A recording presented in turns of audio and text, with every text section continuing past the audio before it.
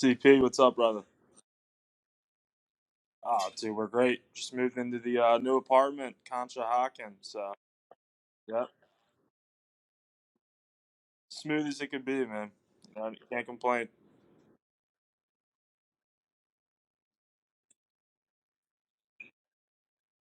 Oh, dude, they're ready to blast off. Ready to blast them off. Go ahead, yeah.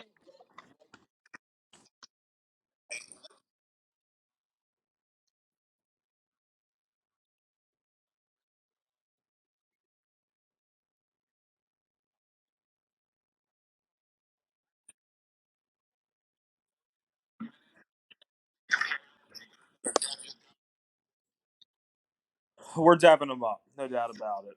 I mean, I just did unbelievable things against the Tampa Bay Buccaneers computer. Look, if other people are going to do it, I'm going to do it. This is the first time I've really disobeyed that rule, but look, I got to get my guy up. In terms of where we're at, last year was our year.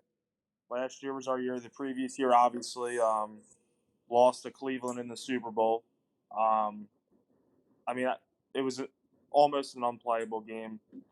Bad lag, horrible lag, I should say. I only lost by 8, but with that said, Coach Taddy, go for a reason. And then obviously last year, perfect regular season. Obviously, we made it to the NFC Championship game, and you know, you got Arizona sitting there. He's got that playoff DNA. I took him down twice in the regular season. It's tough to beat a guy like that 3 times, especially when he's bitching and moaning about my team all year. So it kind of took the heart out of my guys a little bit. I'll be honest, but credit to him.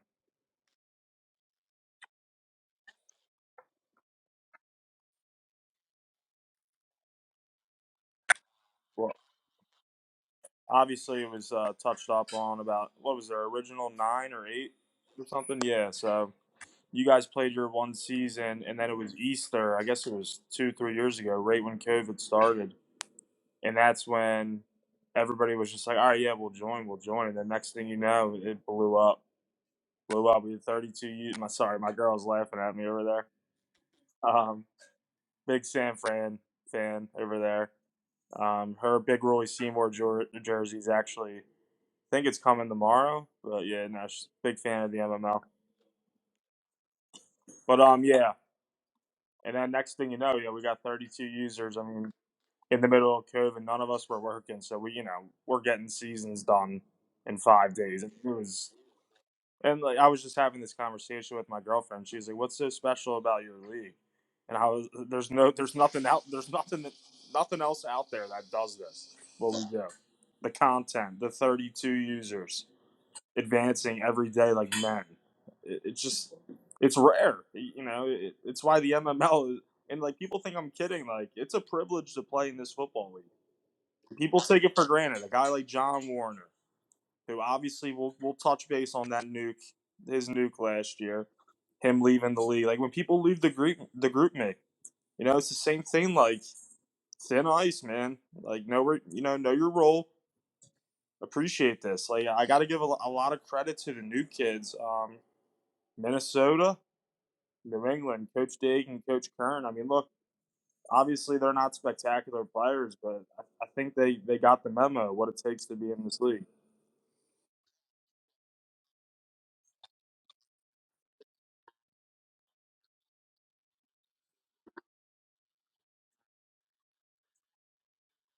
No, that's what happens. Yeah, I played Minnesota last year, and it was 42-0 after about 5 minutes. He was trying. His team wasn't very good. He was running out Devin Singletary. He was getting 20 carries against me. Who's got like an 81 speed. It just wasn't gonna work. And people learn. You learn. He's gotten better. He's played some close games this year. I'll tell you what, Coach Daig over in New England, he's not Bill Belichick, but he's all into something. And I'm gonna touch base on New England a little bit more when the power rankings get kicked off. But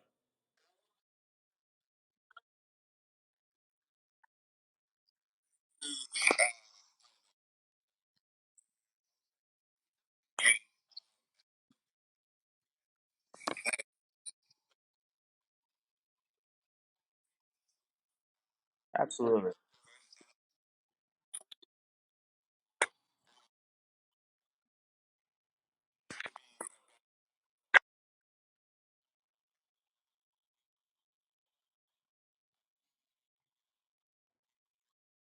Yeah, 100%. Yeah.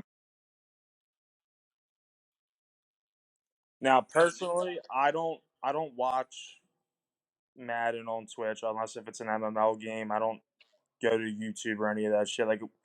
Like for example, like BMO used to be a bad Madden player, straight up bad. But then again, Madden back then I was really good. It was a little bit of the glitchier side where you can just roam around with a middle linebacker or safety and just take away the entire field. I can still do the similar things with Jamar Wooten, but people are a little bit more advanced in the game now. But like somebody like Demo, who I guess your first inaugural season, I think he did pretty well, but I still think he might have been like behind Eggs, obviously behind Taddy.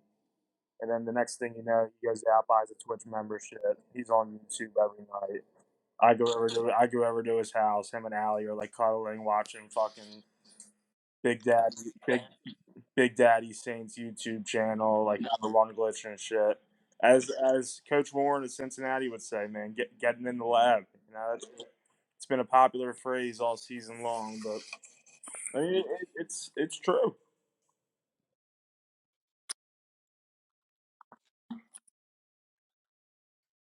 Yeah.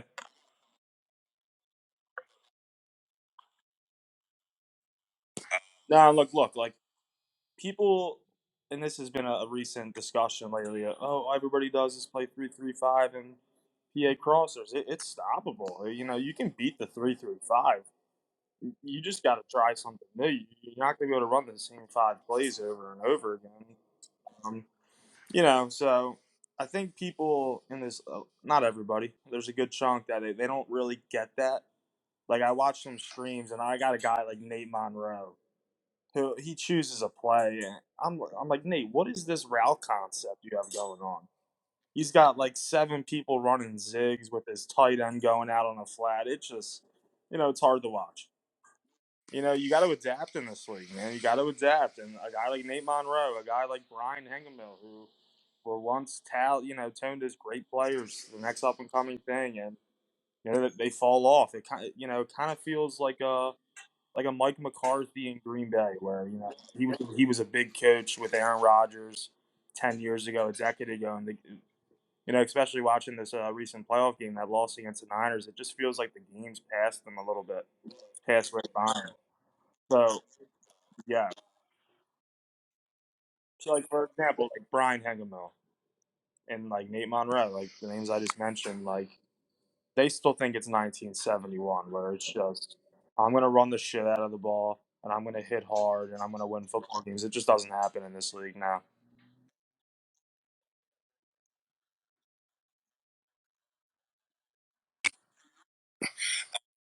Well, let me stop you there. Let me stop you there, and let's just that AFC East, man. It doesn't get talked about enough how bad it is. It doesn't. And look, I'll tell you what, this New England kid, Coach Day, he's not good. He's not a good player yet, but he's on the verge of becoming something. He's becoming something. Um,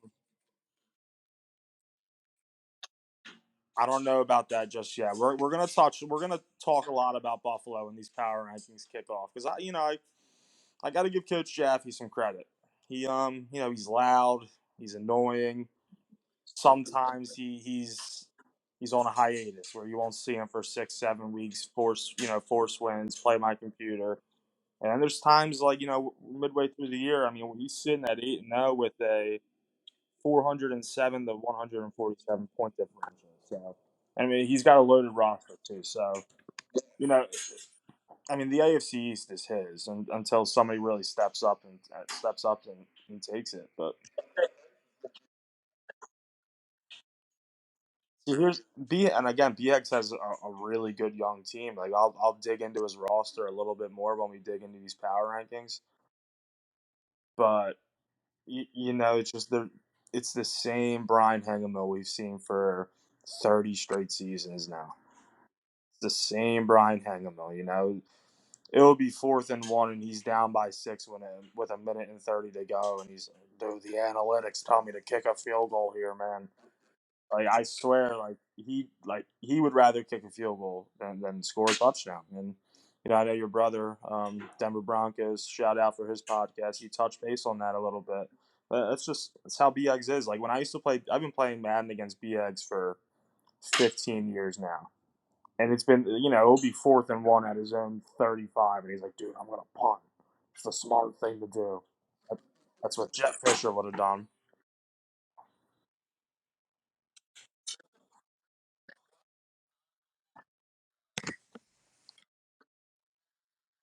Yeah, and look with the power rankings, it's a combination of obviously I want these to be fun. I want the record to matter. So it's kind of like college football where this past year Cincinnati goes undefeated, and they probably weren't a top 4 team. Um, they probably didn't deserve to play in the playoffs, but you know I I take that into consideration. I take a lot of things into consideration. Some guys will be ranked lower than other players that are 100% better, but that's just how this is going to go. Make it a little bit more fun for everybody. We're gonna start. We're gonna start at the top. I think that makes the most sense. Yeah. All right, kicking off in the number one spot. We got to go with the Cleveland Browns. I mean, look, they're 7-1. Their one loss, I believe, was a maybe a sim or a forced loss to the Pittsburgh Steelers. But I do know I don't know the exact score, but I think it might have been like week 2 or 3 where Coach Taddy really put it on BMO and the Arizona Cardinals. I mean, look, you got Zach Wilson. I'm looking at his team right now. I mean, 99 X Factor, 99 X Factor, 99 X Factor. He's got Chad Ochocinco, a.k.a. Henry Ruggs, and KJ Hamler, who are just like 99, 98 speed. He's got Chris Godwin, who's tough as nails, playing in the slot. I mean, he's got dogs on the defensive side of the ball. I mean, it's hard to find a better team than this. I mean, this is no LA Chargers for Madden 20 for Nick Taddy. What goes underlooked with Taddy's MML resume is this Tampa Bay Buccaneers team that he built up last year before we shut down. I mean, it was tremendous.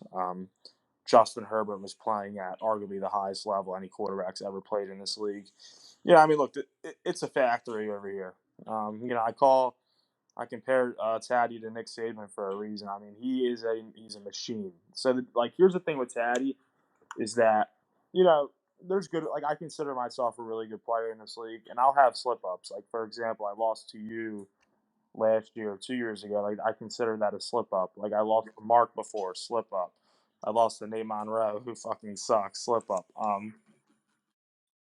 Taddy doesn't slip up. He's had one slip up in the history. Actually, I guess two. He lost to Kieran Smethers in Madden 20, which was probably his biggest upset loss ever. And he lost to Seth in the first year of the playoffs here. But when Caddy played somebody that he's like better than, like it is going to be a long game. It's going to be a bloodbath. He's going to play.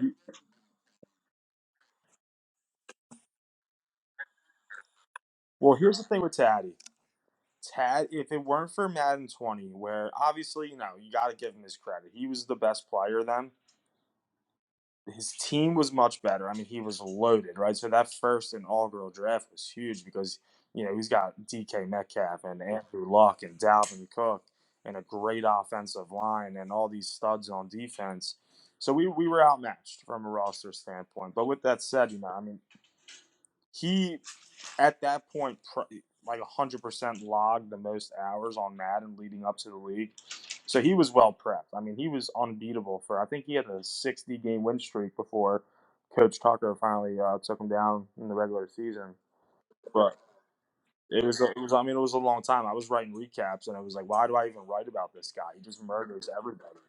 Um, Madden 21 last year, he fell off a little bit. Right, that first franchise when he was Green Bay, he didn't win a Super Bowl through 5 or 6 years, right? So that was kind of like, whoa, is this guy lost his touch a little bit? Like, kind of felt like Peyton Manning when he went to like his last 2 years in Denver, where we watched him kind of tally off, and people didn't really talk about it, but I took notice. I noticed these things.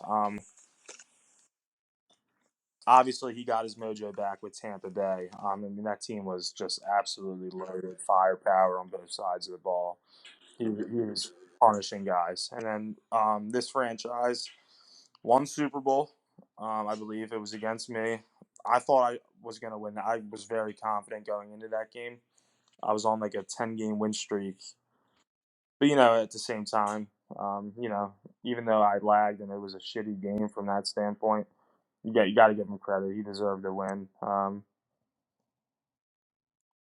We're approaching this territory now, and I love Taddy. Taddy's the man, but he's been put on this pedestal, kind of like a Trevor Lawrence, where he's untouchable, right? And we've been feeding into this ego for a long time, and it's gotten to him a little bit. And here comes that young slick cat, Brian Miller, who's just adding Super Bowls to his resume. It's a real discussion right now who I think the all-time goat is, because Taddy is unbelievable. He's 100% a top 2, 3 player. A lot of people will still have him at one. Right now, it's very close. It's very close, right? He's got to rally off a couple Super Bowls here. And to be honest, this is a great year for him. Since he's on a hiatus. Um, Tucker's been on a little bit of a hiatus. So, and Tornado, he just has built so much real estate in Tornado's head.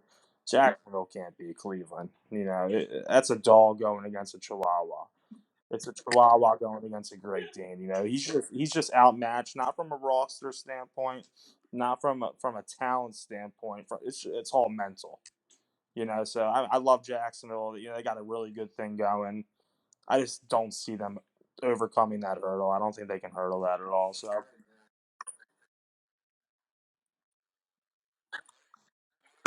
but look, here's the thing, and this will be my last remark on Cleveland, is that Coach Taddy's been playing with Zach Wilson now for a while.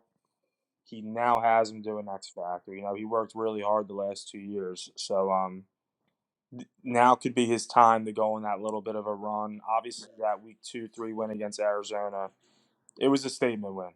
That's a big time win, even though it was a meaningless regular season game. He'll be there come playoff time. He's probably the favorite right now. All right, number two. I really hate putting him here. He's 8-0. It's the Seattle Seahawks. I mean, look, Cooper talks a lot. Coach Given talks a lot for somebody that hasn't had a playoff win in maybe 10 seasons. Look, we get it. You were trying to dev up Bobby Dickinson, all that rah rah. He's got a really good team. I'm going to go to his team right now. He's got Dickinson at an X Factor. He's finally running the ball now.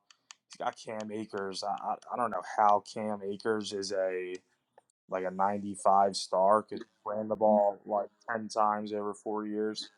He's got speed. He's got Scotty Miller. He's got this new kid, Braden Weston, who's a sophomore out of Colorado. Really good combine numbers. He can play. He's got 14 touchdowns this year. Obviously, you got OJ Howard, who year one just put up eye popping numbers. Unreal talent. Yeah, no, no, he was like 211 or something. It was stupid, but and look, Cooper's having a good year, and I've been playing Madden against Cooper. Cooper was one of my roommates in school, in college, along with BMO. So we played a lot of Madden. I know Cooper's he's a nasty defender. He hits hard. He likes to run that cover two drop. Offensively, I don't think there's enough in the tank. I don't think there's enough in the repertoire to really defeat a team like Arizona in the playoffs. Like, he beat them this year. I thought it was a fluky win. BMO, depending on how the puppy's acting up, depending on what kind of mood Allie's in. I mean, I got to give Cooper some credit. He's having a great year. Other than that, he's had a couple nail biting wins. He hasn't been utterly dominant. His defense has been really strong this year, only 190 points allowed. He's got some dogs on the defensive side of the ball. He's got some really good young corners. Obviously, his rookie Council Rock Tate or whatever, Councilman Tate. He's a dog. Cooper.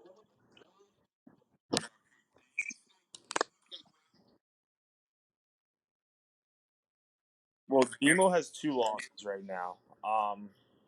BMO has two losses, so Cooper's in a really good spot. And he already beat him once. He still has me twice on the schedule. If I had to predict, I would say we probably chop that and split.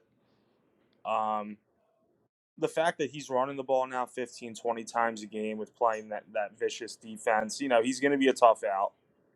But look, at the end of the day, like Cooper runs like five plays on offense. I mean, that PA crossers can only take you so far. Against a real player, I don't know if there's enough in the tank, but we'll see. I'm excited for him.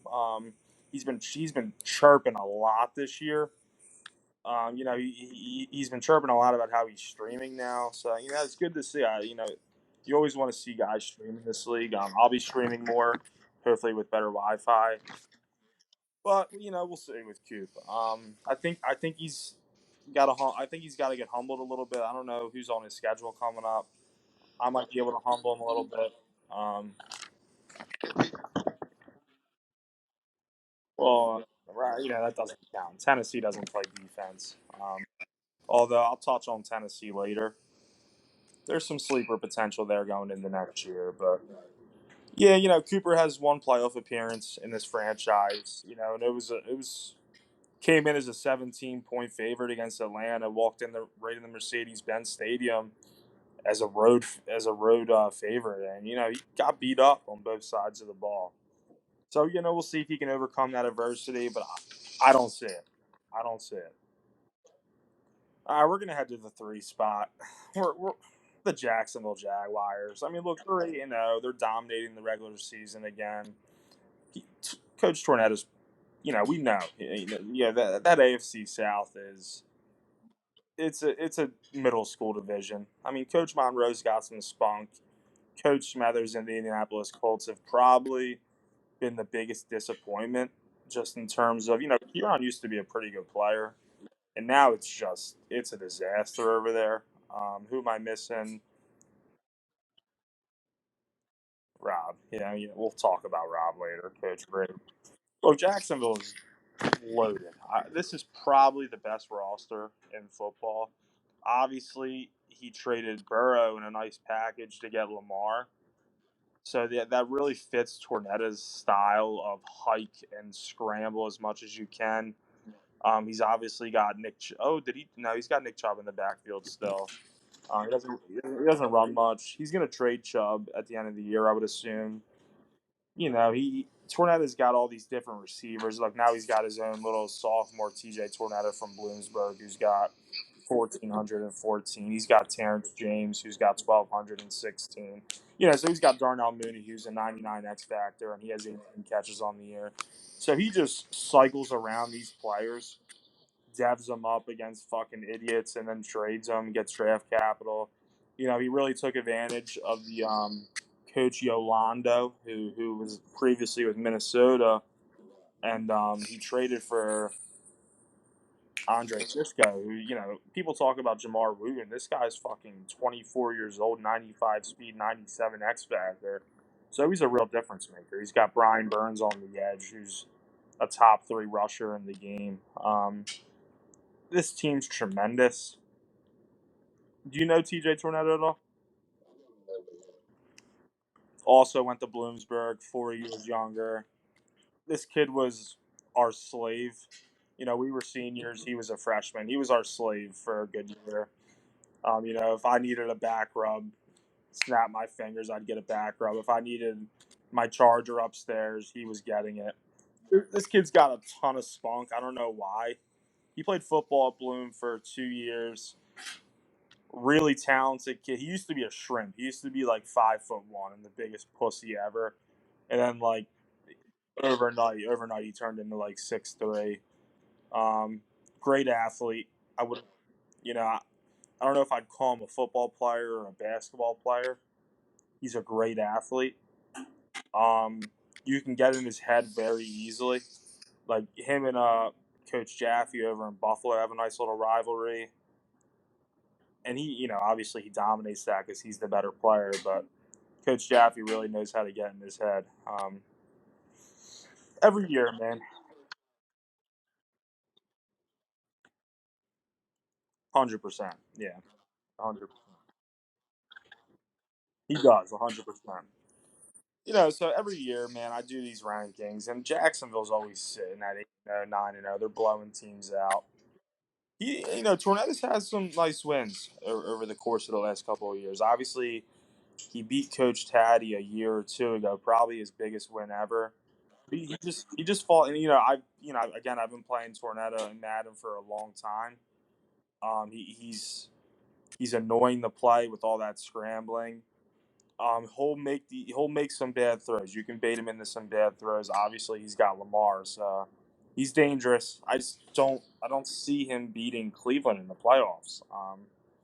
There's a couple other teams that will make some noise that I think might be able to challenge Jacksonville, but I think we're looking at an AFC Championship out of him. He'll probably be the home team since he doesn't play anybody. I would probably put him as a 14-point dog against the Browns. I'm slamming Cleveland there all day, all night. Good team, great team. Not a great team, but what are you gonna do? No. He, if, Go ahead. Go ahead. Go ahead.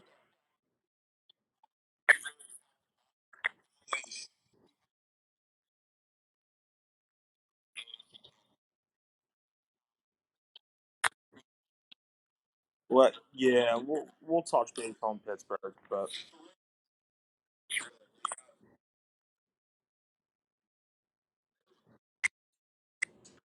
and we'll talk more about that. Look, I'll say this about Tornetta, and this is coming from somebody who has one Super Bowl. That's it, but it means a lot. If Tyler Tornetta can win a Super Bowl, his image would change drastically. But until that happens, until he keeps falling short, he's just going to be that same guinea pig that we laugh and point at. So I'll leave that up to that. And coming into the fourth spot, I'm going to get a lot of head scratching here.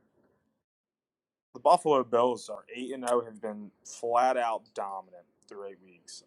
Coach Jaffe is outscoring his opponents 407 to 147. So this has been a great football team. Obviously, the AFC East is mighty weak. There's not a real challenger in there, although he squandered the division to New York last year. Look, here's the thing with Coach Jaffe. One day you're getting a good player, and the next day he's that moody grandpa who's too tired to move his thumbs around for 40 minutes and play a football game. You don't know. He runs a lot of the same plays, but I like them though. Like he's got Kyler Murray, he's got AJ Brown, he's got Calvin Ridley, he's got George Kittle, he's got Josh Jacobs, he's got all the ingredients in the world to be a good playoff team. But he just lacks the X's and O's a little bit. There's not many adjustments. Why does this play keep beating me, but he runs the same play on defense? That type of thing. Good player. I just don't see Buffalo really scaring anybody. Other than that, man, we're gonna have some salary cap concerns in Buffalo. He's got a lot of guys to pay still. Money runs short, so it's going to be an interesting offseason.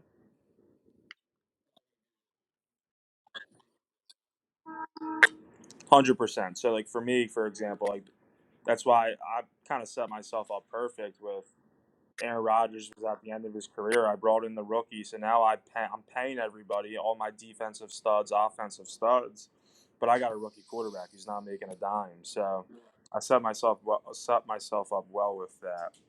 Look, Coach Jaffe 8-0. I would like to see him finish the year playing every game on a high note.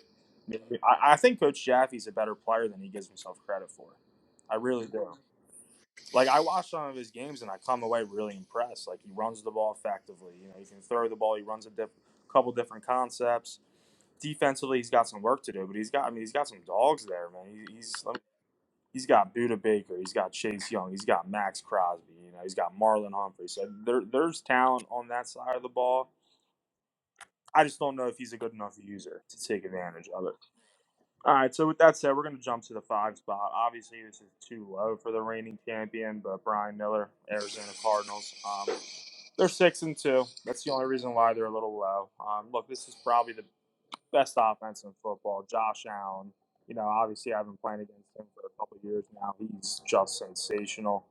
BMO runs about 6, 7 plays. He loves that PA seams play, which actually, like I've played against him so many times already that like he's running. I'm like, all right, that's a dope play. I got to start using that. So a little bit of a trendsetter with some of the offensive approaches and concepts he uses.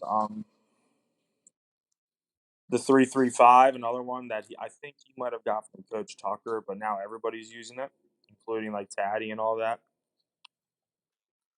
Um, Here's the thing. He's got a loaded offense. He's got Zeke and Aaron Jones, which is just greed. He doesn't even run the ball. He's got user playmaker on both of them as secondary options. He's got Terry McLaurin. He's got Anthony Schwartz. Anthony Schwartz is probably on the best contract in football. He's like 24, 98 speed, locked up for the next like 7 years, making like 6, 7 mil a year. He's got this rookie Taylor Jenkins who looks great on film. He's 94 speed, 94 excel. This defense is good. It's getting old. Khalil Mack obviously is a problem, but I think he's 34, 35 now. And, he's a monster. This guy's sacked me 100 times so far in fucking couple years. He's got Justin Simmons, who, to my count, has the most interceptions of any player through 4 seasons of the NML. He's got Javon Holland, nice young player. He's got Harold Landry, good pass rusher. But this defense is getting older. Look, Arizona's going to be there come playoff time. They're going to be ready. They're the favorite, no doubt about it. Obviously, like my defense is really good, and like last year, for example, like I was really strong on that side of the ball, like where I felt really good. Like people weren't scoring. I was probably giving up like 14 points a game. Since he was giving up like 7 points a game through a long stretch, and he dropped like 55 on me and 35 on Cincy. So the offense is real. The firepower's there. Obviously, Beamel's a long time player. Think he is a little bit more of a glorified Pop Warner football player. He talks a lot about his high school career, but good player. He was a good player. I always thought of him as a little bit more of a basketball player. He used to be a better growing up. Emo's been my best friend forever. Been playing sports together forever. He used to be. I used to think he was a great player because he was a pass first point guard. He made people around him better, but then he just got this ego where he was a scorer and his games went down the drain ever since, in my opinion. He'll drop 30 points, but it's on 26 shots. That's a big deal. He'll go 9 for 27, and then post on Twitter like, "Yeah, cooked again tonight." So, you know,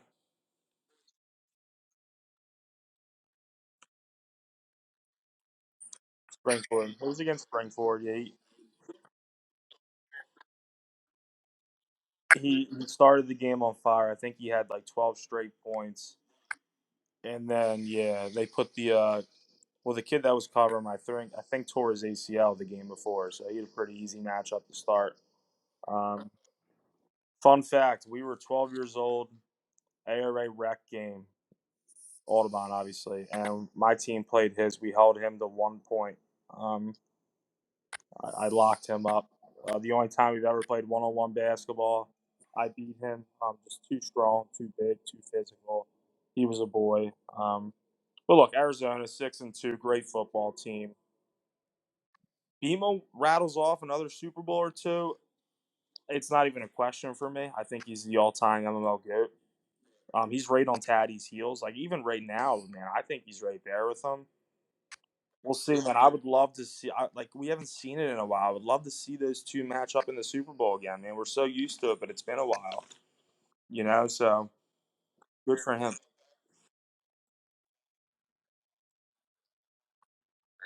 He did. No, he did.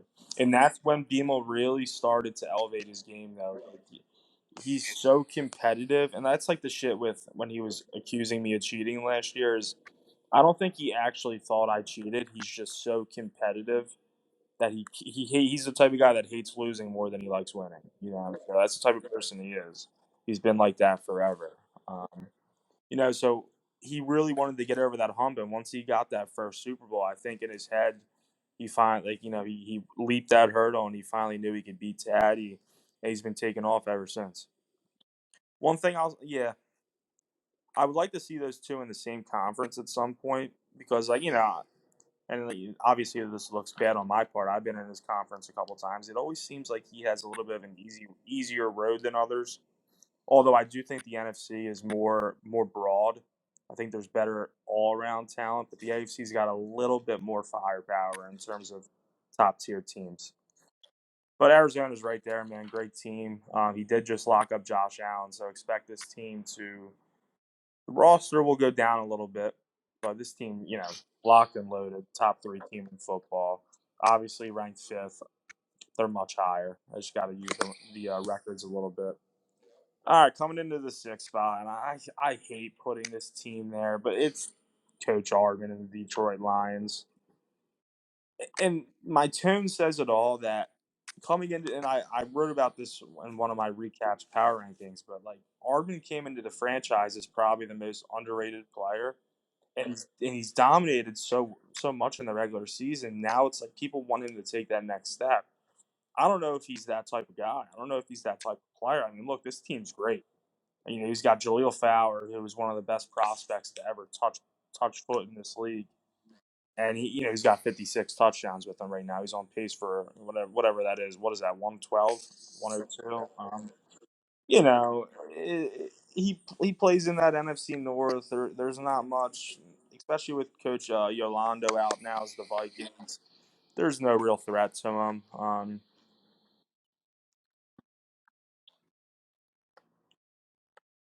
He's not there yet. And we're gonna talk about Chicago when we get there. I'm really proud of Coach Massia, but he's not there yet. I mean, look, he's got this kid Chris Olave who's got 111 catches for 2,400 yards and 33 catches. It's fucking week 9, So Ardman every year he has one of these new receivers just go absolutely nuts, and he's a receiver factory over there, but it comes with who he's playing. I've played Ardman a few times now in this league. Good player, really strong player, I should say. I would put him as a low end tier one guy with a little bit more left to prove. Obviously, he's really fallen short in the playoffs. Yeah. Well, look, it's hard to win in the playoffs in this league, man. You face some good guys, and sometimes you just overmatched a little bit, man. He's got a good defense, though. I mean, his time's now, man. His time is now. He's not really paying Jaleel yet. I think it's next year, maybe this year. We'll see. I mean, I hope he's hungry. Look, it's been a while. I mean, obviously, man, the city of Detroit needs this. It's been forever since they've really made some noise in the playoffs. So these last couple of years have been disappointing, but I'm rooting for him. All right, in the seventh spot, we got the Las Vegas Raiders, Seth Lewis. It's hard to really talk about. It's hard to put a. I don't know about the Raiders, man. Like one day they're dominant, the next day they're yeah. So I mean, a lot of it comes from. I don't really think Coach Lewis has much competition in this division. Obviously, the Chiefs have been brilliant this year, but Seth can get away with throwing the ball 60 times a game, just chucking it deep every time and winning. But he's good at it. I mean, look, he's got Trey Lance as a 99 X factor. He's got Jalen Waddle. He's got Hollywood Brown. I mean, he's got everything you could want in your toolbox to be an elite team. Um, Seth is tremendous at developing his players. I mean, we've seen it time and time again. Obviously retracing his steps with the Mexico City Diablos. I mean, some of the talent this kid has pulled through and developed, it's just absurd. Obviously, he was the first one that really got caught cheating in Madden 20, where he was changing his players' positions and doing training. And the next thing you know, his 20-year-old defensive end is fucking Lawrence Taylor. Yeah, I mean, it was Deion Thornberry who came out as like a 72 hit, and then like I blinked and it was week 2, and he was a 99 X factor. So Seth's a little shade ball. He's always got something going on. Somebody's always like lynched onto his back. looking at his transactions and all that. Um, Good player. I really enjoy having Seth in the league because I don't really think he played much Madden before, but like he's super into it, man. He plays all of his games, super active. Obviously, Seth just got a new job, so his time on Madden might diminish a little bit. But I'm not worried about them at all. Look, this team's 8-1. They've scored 342 points in 9 games, 8 games. I'm sorry, 9 games. I'm sorry. We'll see. I mean, obviously, look, he took down Cleveland round one in the playoffs. He can do it again. I don't know if he can take down Taddy again, but I don't see a reason why maybe he can't walk into Jacksonville and take him down. So we'll see. All right, in the 8th spot, we got the former great Juwan Mitchell. The Rams. I've been. Fun fact: I have never played in the MML and not been in Juwan's division. So obviously we're in what is it, year 4 or 5 here. We're in year 4. I've probably played Juwan. Then again, keep in mind, I don't even know who Juwan is. All I know is that he looks like Kyrie Irving a little bit. I've never met him. I know he's from Harrisburg. Probably one of the best additions we've ever had, just in terms of he brings that juice. He's the most hated guy to ever play in this league. Not by me. Like I said, like me and Juwan have been division rivals now fucking forever. I've probably played him 150 times, honestly. So he knows what I like to do. I know what he likes to do. He's a little bit of a menace. Like I don't have a problem with the kid, man. I think he's a cool kid down there. Like we talk sometimes. He catches a ton of heat for the way he plays. He's kind of like the Kevin Durant of the NBA. Like when he went to Golden State and everybody puts disses on him, makes fun of him. But look, if people are talking about you like that, obviously you can play.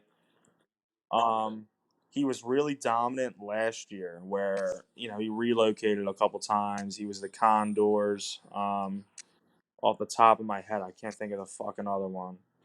They were red. Thunderbird, the fucking Thunderbirds, man. He's notorious for having like a Saquon Barkley, making his shoulder pads go over his head, runs halfback dive. Like Mark said, man, he nailed it in the coffin with HB dive, HB dive, HB dive, play action touchdown, HB dive, HB dive, HB dive, play action touchdown.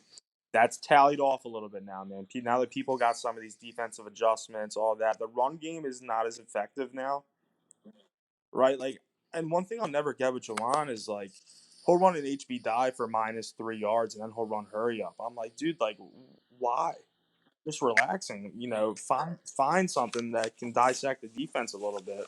It's like he'll run it. And I'm like, dude, I know what you're doing. I know what you're doing again. It's either that dive or you're gonna run that play action where the running back comes out to the left. The receiver in the slot runs that deep cross, and the far receiver on the left runs a deep post. I mean, it's every time, and it's tough to stop. Don't get me wrong. It's not like I go out there and shut the kid out every time. Um, Obviously, he runs that cover 4 drop show too. He's been doing it forever. It's been mighty effective. Probably one of the greatest defensive minds to ever come in this league. It's been really effective, man. He's got Devin White roaming the field.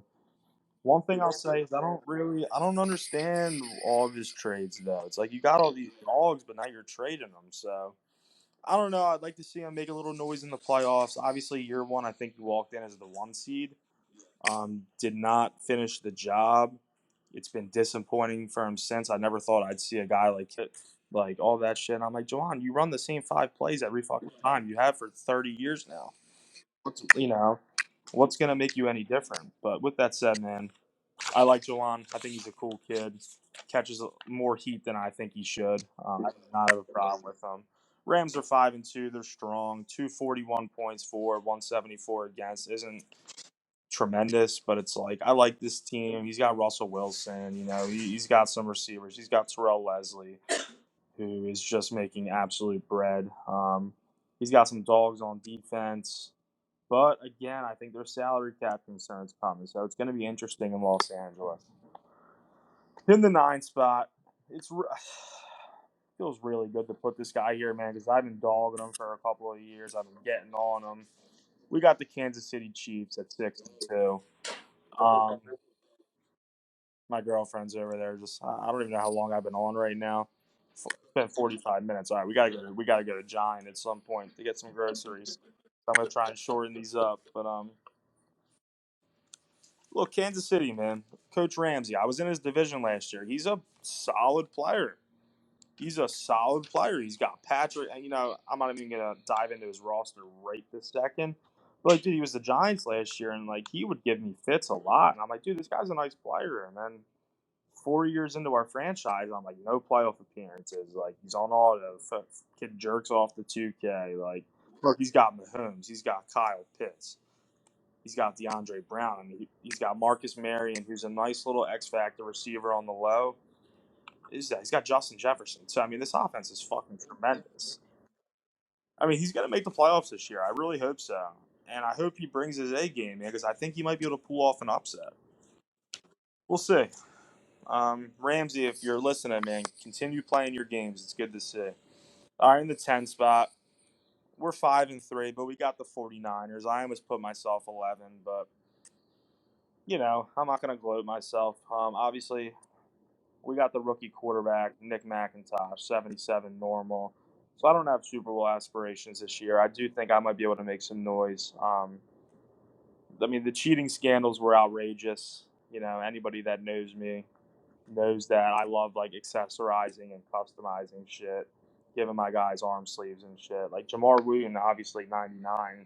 If you look at his numbers, I mean, they're fucking absurd, right? Like, you know, and if you look at the picture of him when he was a rookie compared to now, it looks like a totally different player. He looked like fucking a bootleg Troy Polamalu, Mexican ass bull, and now he looks like a Jew from Harlem. But you know, I mean, look, we got a lot of talent here, man. We're loaded on the defensive side of the ball.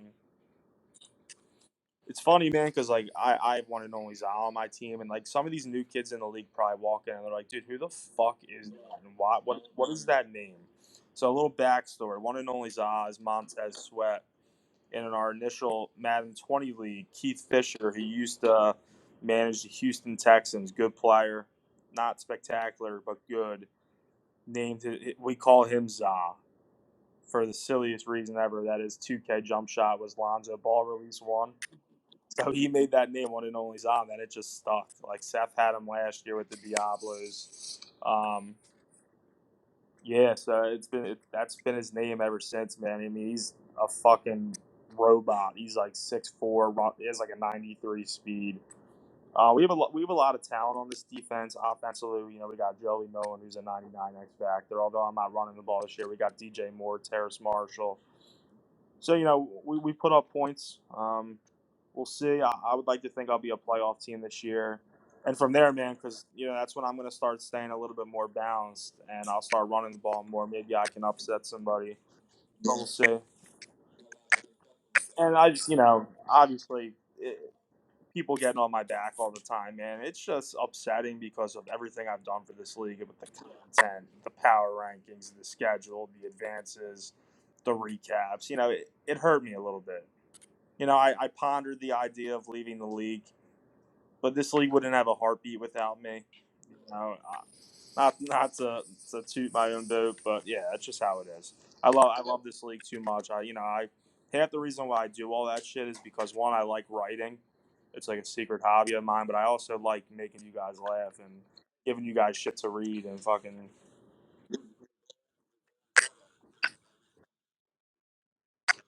Yeah, no, I enjoy it. Yeah, it's a good time. We're gonna move on to the 11. We got Pittsburgh. It's Coach Tucker. They're 5-3. He hasn't played in like 6 weeks, and he's 5-3. So this whole like AFC over NFC thing, it's done. It's over.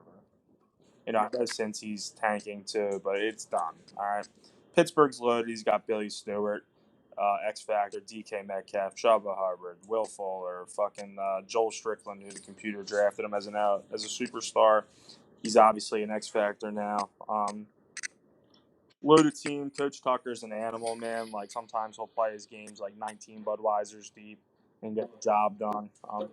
He was in the army for a while, man. Kid's tough as nails. He's a tough out.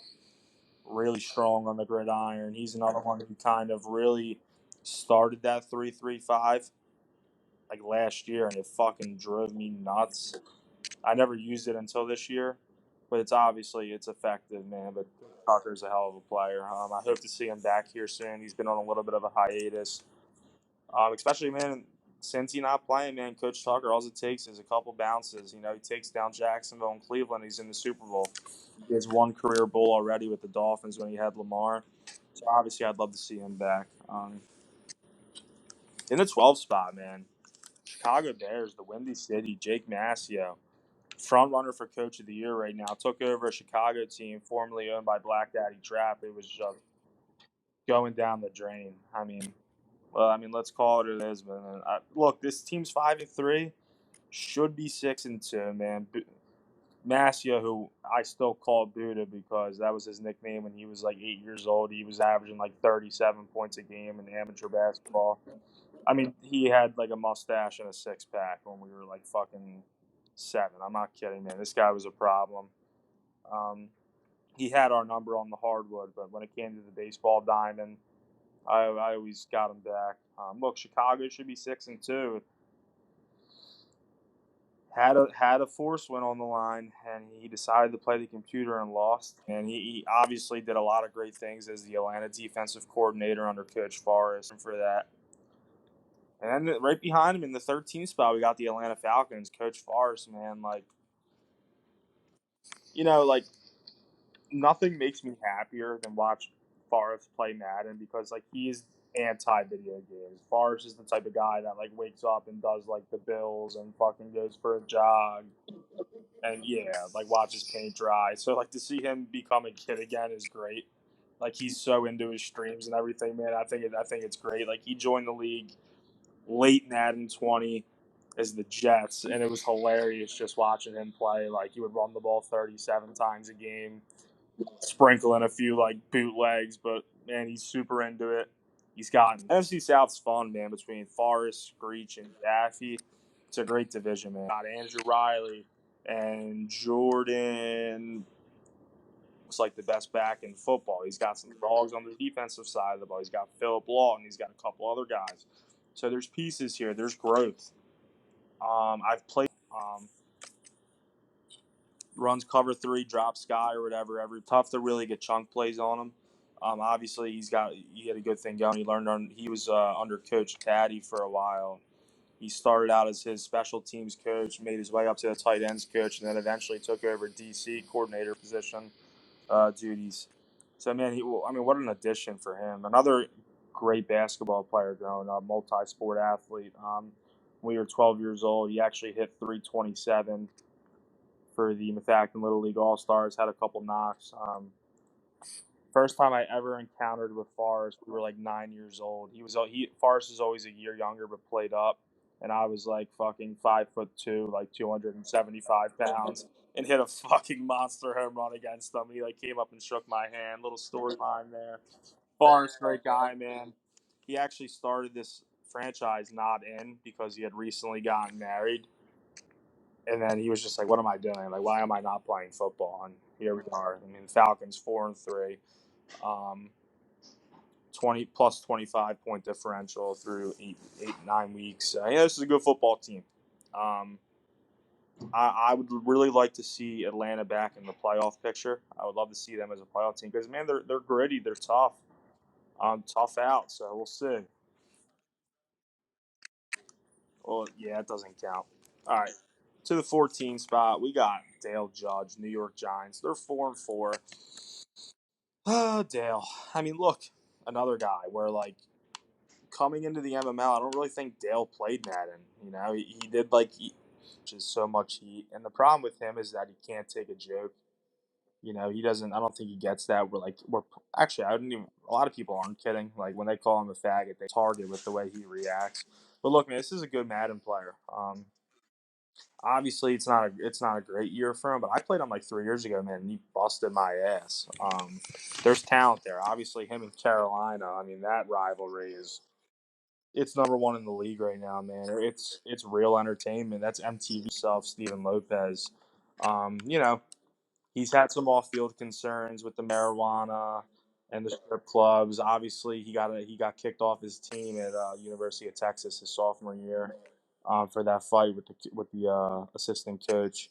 I mean, look, he's got 22 touchdowns, 11 picks. He takes care of the lamb. He's got this new running back, Barry Sanders Jr., who's a superstar. So, there's some gas in this offense.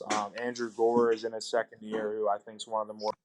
Look, he was in the playoffs last year, and he was right in Arizona's mitt for 4 quarters, and then um, came away, ended up kind of blowing them out by like 24. That was a good football game. So, Screech, man, if you're listening, man, you're a good guy. I know you mean well deep down, man. People pick on you. You just got to learn to dodge it a little bit and avoid it. Um, and the person that fires him up most, right behind him, and this is going to fire them both up. Number 17, Bad Man Jaffe. The Carolina Panthers, 4-5, actually getting outscored by 35 points this season, which is a concern. We know about Big Roy Seymour, man. He's got that big arm. He likes to throw the ball to Tyreek Hill. He likes to toss it off to Zach Landry. This Panthers defense, man, my God, they hit hard. I mean, I forget who it was. I think it might have been a receiver on New Orleans who tested positive for CTE right after the game because Denario Davis hit him with like 9 straight hit sticks. I mean, it was absurd. Um, man, Jaffe, another one of my best friends, man. I mean, he was never a real big Madden player, and then the MML came around, and he's a gamer, man. He's a good video game player. Like you give him the controller, get him on any game, give him a day, and he's competitive. Um, Carolina runs like 8 to 10 plays on offense. They're not that glitchy. Pool, who's a third-year linebacker, good player. He has Al Renger, his middle linebacker, rookie from the University of Alabama. I'm sorry, who was the SEC Defender of the Year. Yeah, he's leading his team with 61 tackles, 5 picks. Good player. He's got Grant Delpit, who's a nice safety. He's got Cameron Curl, who's a newly X Factor. He's got this corner Lamar Fitzpatrick, DJ Reed. So there's talent there. He does a nice job developing players.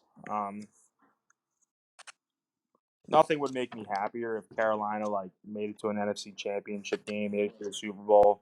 I don't know if it's in the realm. I don't know if it's a possibility, but man, it would be good to see. Um, a lot of juice with this team, man. Jaffe likes to talk. You blow him out, he's gonna start cursing you out after. He'll talk that shit with Atlanta, Seattle, New Orleans. So he's not afraid to express voice his opinion. And then the 18 spot, man, we got the Portland Snowball. Xavier Williams, fresh off his 28th birthday, man. Real mellow dude. Like we'll cough out in advance every couple hours.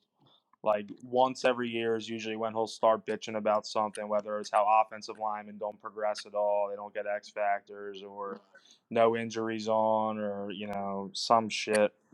Xavier's a good guy, man. He's not great on the sticks, but he's competitive.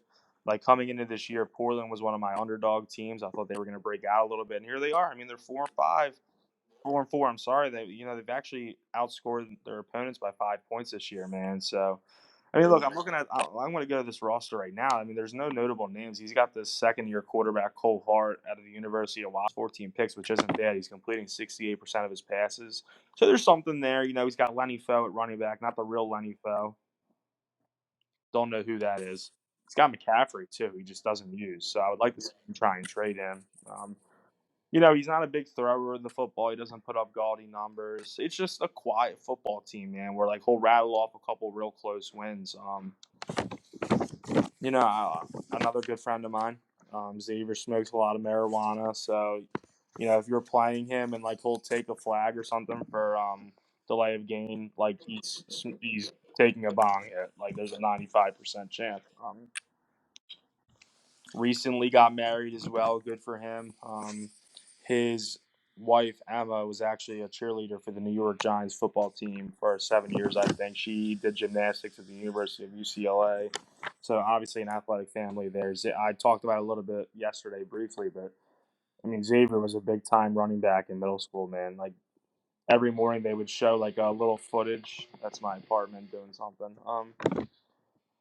There used to be our morning video clip like every morning in middle school, and one of the clips was Xavier dragging some like little white kid fucking 30 yards with the football. It was like, have you ever seen the movie The Little Giants? Do you know when Spike's like running for a 60-yard touchdown? The kid's like holding on to the back. It was literally that, and it was great. And then he got to high school. He was a good running back. Freshman year of football, I kind of took his spot. I was the lead, the primary ball carrier for a little bit. So Xavier, good guy, man. He's got some jokes. 19, John Warner, Baltimore Ravens. Not much to say about this guy. Another good friend of mine. Another friend that just enjoys marijuana a lot. John's best known for his nuke last year. I mean, it was one of the more disgusting things ever. Like even my parents, like who don't even follow the league, they were like, "I'm sorry, like that was fucked up." Like we didn't talk to John for a good like 2 months after, So you know, John's personality, you don't really know John well, man. He's like an all-time troll. Like he'll argue just to argue. Like, we'll talk about who's a better quarterback and he'll immediately go the other way just so there's an argument and he can get fired up. Honestly, he kind of reminds me of like he's basically Jake Paul if Jake Paul was 0-5 instead of 5-0. It's really weird with John. All-time troll. He'll leave the chat here and there, like just looking for attention. Mm, super competitive. Like me and John were division rivals for a long time in Madden 20, man. So I know he's got some gas in there, man. He's a good Madden player, but he kind of lost his touch a little bit. I don't know. I mean, look, if there's a year, I know, but like if there's a year for him to get into the dance, it's now, man. He's 4-5. There's no sense. Pittsburgh's on a hiatus. So if John doesn't make the playoffs this year, I think his best advice would be to try and move to a different division. Although there's no open spots. Like maybe a Denver, if Mark doesn't come back, would be a good fit. Who knows, man? Like rooting for Baltimore, but at the same time, like ever since that nuke, it's like he's been cursed a little bit. So it's good. It's good though. He's earned it. All right, into the 20 spot. We got the newfound New England Patriots, 3-5, actually outscoring their opponents by 12 points. Chris Digg, new coach, man. I got to give you a lot of credit. You bring energy in the chat, you play your games, and you're improving. At the end of the day, we don't really care if you're good or not, as long as you're playing your games at the bottom of the line. You're easy to deal with. I watched your game. Yeah, you're active. I watched your game against Carolina, which was a heartbreaker. But man, you're improving. It's good to see. Obviously, this roster is not great. I mean, he's got rookie Logan Lane, who he took second overall, I think, out of the University of Oregon.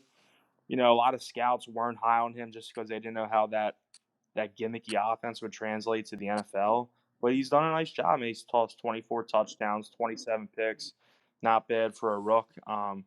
He's got some weapons. He's got Dalvin, who's in his 8th year now, so he's getting older, but he's averaging 6 yards a carry. He's got Sam Forsythe, who's in his 3rd year, who is one of like the most underrated players in the game. I mean, he's an 86 with morale and tempo superstar, man. He's a fucking 98 speed. So this guy is a problem if he's used appropriately, right? So I said in his podcast, we're looking for stability here, and we've gotten it. I don't want to jump the fence just yet. I don't want to jump the gun, but we might be looking at a young up on. He's got some swagger. New England needs this after ever since the loss of Belichick and Brady, it just hasn't been the same. Into the 20. Levi's a strong player.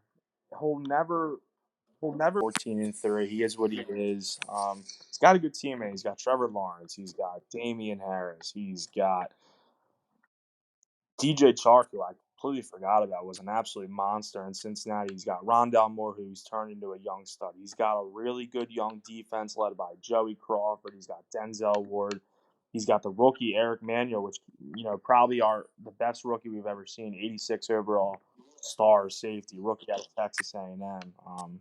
He's got Miles Collins, who's a superstar at the end. So there's pieces here, man. He's got a lot. Oh, and Alonzo Thomas, cornerback out of Wisconsin. Obviously, big physical guy, 6'3", 182. It's a good football team, good roster. I just don't know if Levi can really take that jump. I would like to see him expand a little bit offensively. It's like a lot of slants, a lot of bland plays. Another guy, man, who like joined late in the. I think he joined very late in Madden 20. He's been a tremendous addition. Plays his games, puts a ton of energy in, man. Like he's always super active on draft night. The only thing, obviously, he catches some heat for playing his games late. He's on. I think he's in a different time zone than us, man. Big. I think he's in Midwest. Yeah, another kid that went to our high school, grew up. Actually, funny story. We played on the same team last year in Little League. 12 years old, coached by my dad. Levi hit like 600. Like nobody thought of him anything of him. Nobody thought him of anything. And my dad said found something. Ended up hitting like fourth for us, man. Played. Yeah, no, he had a big time year for us. He was a big contributor. Obviously, we won the championship, undefeated, dominated. Um, and that's it on Levi, man. Great kid, big sports fanatic, man. So if you want to talk sports, he's your guy. I know you're in a gambling chat with him. Um, like a little nerdy wizard. Kind of reminds me of like a Brad Stevens. Like loves analytics. Like he's got like 9 guys in his department. And here we are, man. The 22nd spot. We got the Mexico City Golden Eagles, 3-6, getting outscored by 80 points this year, man. Coach Monroe, who won the MML award last year, man. I love Nate. Super active. I don't think he's ever missed a game. I mean, this guy lives for this league. He's calling for triple advances every night. Um, Look, this team's fell apart a little bit, man. It's tough to see because Nate was a blossoming star. He actually won the first Super Bowl last year on Madden 21. Had Lamar traded on him. He's got Joe Burrow. He's a 99 X factor. He's got 16 touchdowns and 31 picks. I mean, he had Mahomes too. You're right. I mean, he's running out David Montgomery and Marlon Mack, who would, it's not it. It's 80 speed, 90 speed. They're averaging 4 yards a carry, and he runs the ball so much. Like, I don't know what's going on here, man. He's got these receivers, Ayuk, Lamar Griffin. He does a ton of jet sweeps. He's super gimmicky. It just doesn't work, man. I kind of feel like I'm watching Chip Kelly, where it's like happening anytime soon. Nate, if you're watching, man, I know you are because you love this league. Just figure it out, man, because we all want you. We all want you to be there. 100%. 100%. And then 23rd, we got the New York Jets. They're 2-6. We've talked about B. Eggs, man. He's a 1970s coach. He's Jeff Fisher. The game's passed over him. I mean, dude, he's got a great roster, man. He's got Justin Fields, who would be spectacular on a good team. I mean, he's got 16 touchdowns this year. He's only thrown 210 passes. Like I think, like a good team like Arizona's eclipsed that and gets that number in 2 to 3 weeks. Yeah, he's got Tony Pollard, who's fucking lightning pound heavy offense. He's got Claypool at receiver. He's got Elijah Moore. He's got offensively. He's got defensively. I mean, he's got Michael Parsons, Patrick Surtain, who's an X factor. He's got rookie middle linebacker George Hamilton, who's a superstar who was absolutely dynamite in the SEC last year as an LSU Tiger. This team plays defense. They play hard. There's just not enough. They're not very innovative. It's very bland. It's very run, pass, run, pass, run, pass. 3 and out. You're going to get. Would like to see this team ramp it up a little bit and change. I just don't see it happening. Love B. Heggs, man. Kid loves football. Biggest Eagles fan I've ever met. So obviously the city of New York has a good one in him. Like loves the game. I just haven't seen the results. Broncos coming in at 24. This is where we really hit a wall. They're 2-5. I don't know if Mark's been playing. Obviously, after has put out a great podcast, and then I think it was like Jacksonville who just ran it up and ended them. He's got Dorian Peralta. He's got like 99 throw power. Like I've been trying to trade for him for years. Obviously Mark's had his concerns with his attitude. Like tried fighting Keith in Madden 20. Super hothead, like really loves talking about his like 40 and over football league that he plays in. Like any of us care, but super passionate guy, man. Big sports fanatic. Like I've known you and Mark for a while through BMO, man. I've always loved Mark. Like obviously we fight back and forth, but it's all love. Like yeah. So I mean, I hope he comes back in the league. He DM'd me, said he's thinking about it. So we'll see. The league's better when he's there, man, because he brings some energy. He brings a lot of arguments. Like, it's fun. It makes it fun for everybody. I'll be ready in 5 minutes, Grim. 100%. Yeah, 100%.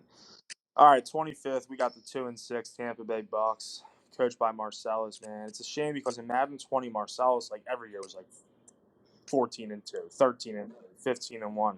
He was a stud, and now I don't, not a great football team, man. He's loaded. He's got Herbert. He's got fucking like three running backs that are superstar up. He's got Jamar Chase. He's got Tony. He's got Ingram. It's like a loaded roster. Not as good of a defense as it was before, but like he's got like a 99 offense, like low key, and it just doesn't show up, man. I don't know what it is, man. Like he tries being like a gunslinger, but that's not him. Like his formula in Madden 20, he had a running back. It was like Bubba Colston, and he was running the ball with him a lot, and he was doing good things. He was good defensively. Now it's like a cupcake defense.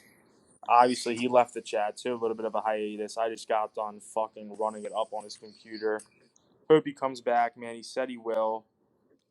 Um, Another guy that kind of gets butthurt a little bit, gets a little emotional. He thinks like everybody's against him because he's Virginia. He's from Virginia.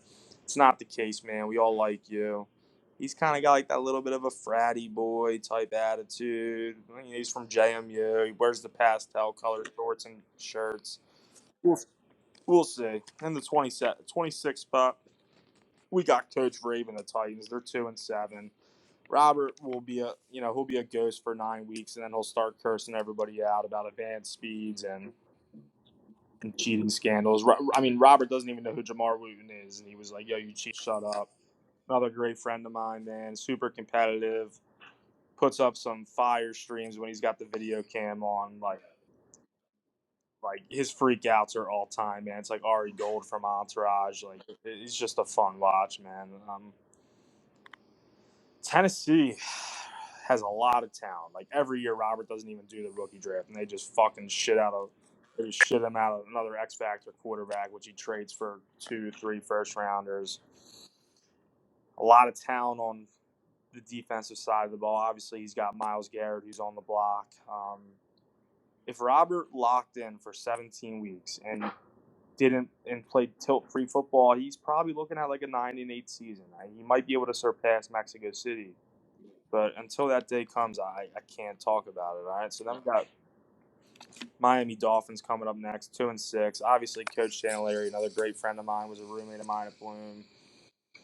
His work schedule's tough. He works like 2 jobs. He's not able to play his games a lot. It's really tough for him. He stinks. Don't get me wrong, but he's fun. He throws the ball a lot. He's fun. His games will be like 102 to like 54. There'll be 3,000 yards thrown for. Would like to see Miami take a jump. I just don't really see it happening. 28, we got the Colts. They're 1-8. Kieran, who looked like a good player in Madden 20, a little bit of 21. Like he beat Coach Taddy. Like he beat Taddy in 21, and he's won like 10 games in this franchise. It's just not working. The city of Indianapolis, who has a rich history of football with Manning and Luck and all that, man. It's tough. This team stinks on both sides of the ball. Kieran's another one who just like runs these gimmicky ass fake plays and fucking just doesn't work. And he does it over and over. Personally, went to Bloomsburg, played football, was like a 6'5" tight end / punter. Got kicked off the team for like boozing at practice. So great guy, brings a lot of energy. Then we'll move on to the 29th spot. We got the Vikings, 1-7, new kid, Coach Kern, Popcorn, whatever the fuck his gamer tag is. He's got some spunk. He plays his games. He's active in the chat. He tried saying I cheated too with Woo. The audacity on this kid talking to the fucking Commish like that. I like the kid. I think he was just Josh, and Chicago Coach Massio got him in the league. I think they work together, so he's been a good addition. Look, the Vikings aren't good, but they've gotten better. The roster's getting better. I got high hopes for him. Then we got you, the third Eagles, 0-8. Look, we know you can win games. You run the ball a lot. It just hasn't came to fruition at all. It will come. It will come for you. The NFC East is available. It's up for grabs, and if you play your best football, like you beaten me before, you've beaten some good teams, you've beaten BMO before. So if everything comes together, you get yourself a quarterback like the next Joey Callaway. We might be looking at a division title. Um, yeah, man. So keep it up. I'm rushing these a little bit, but I'm about to go to Giant. And then we got two teams. We got the Cowboys at 31. I mean, I would put this team 35th if I could. They're 0-7. Dan Stoy, good friend of mine, literally hasn't played a Madden game in like 9 years, and was like, "Yo, I want to join your league." And I was like, "All right, you can, but like, just so you know, like, it's not what you think it is." And he was like, "Dude, just let me fucking join." And then he joined and he played Taddy, and it was like 218 to nothing. And he was like, "Dude, what the fuck?" Like, welcome to the MML, man. But Story brings energy, man. He's not good. He'll get better. He's in the lab a little bit. He's been on YouTube actually the last couple of days. So the Cowboys are going to go probably 0-17 this year. But going forward, I think we might see them win a couple games. Obviously, nobody wants to see Dallas win. But at the end of the day, it's okay. Dan is somebody who gets very heated, very angry. It wouldn't shock me if we see some like death threats coming soon, or like him trying to fight somebody. But we'll see. I'm rooting for Dallas to make a little jump. And then 32, obviously, this is one of the best players in the league. We got the Cincinnati Bengals 0-8. Coach Warren, who is on a hiatus this year. Never met him. He's from St. Louis, man. He brings fucking energy to the chat. Like, it'll be like 4 o'clock in the morning. He just posts a video of him and like Nelly fucking breakdancing at the bar. Sells like an enormous amount of liquor, is like customized liquor. Good guy, man. Great Madden player. Is in the lab all the time. Little bootleggy, but man, he's fucking feisty on defense. Probably the best defense in the league. He's tough to score on. And if he gets back on track next year with playing his games, he'll obviously about top 3 team. Yeah. Yep. So that's it, man, for the power rankings, man. Of course, man. I thought this was going to take a little bit shorter. I doubt anybody's going to listen to this whole thing, but hopefully they do. Yeah. All right, man. Thanks for having me. I got to head out of here now before my girl kills me. All right. All right. Peace, brother.